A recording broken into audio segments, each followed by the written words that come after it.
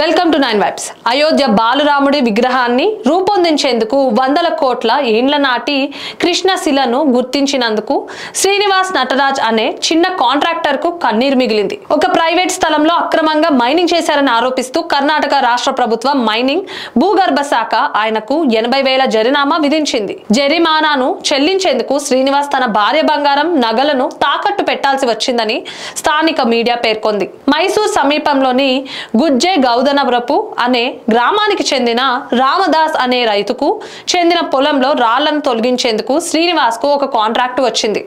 ఈ క్రమంలో ఒక పెద్ద రాయిని 3 భాగాలుగా చేశామని, అందులో ఒకదాన్ని బాలక్రామ్ విగ్రహ రూపకల్పన కోసం ఎంచుకున్నారని శ్రీనివాస్ నటరాజ్ తెలిపారు. ఇలాంటి మరిన్ని అప్డేట్స్ కోసం స్టే ట్యూన్ టు 9 వైబ్స్.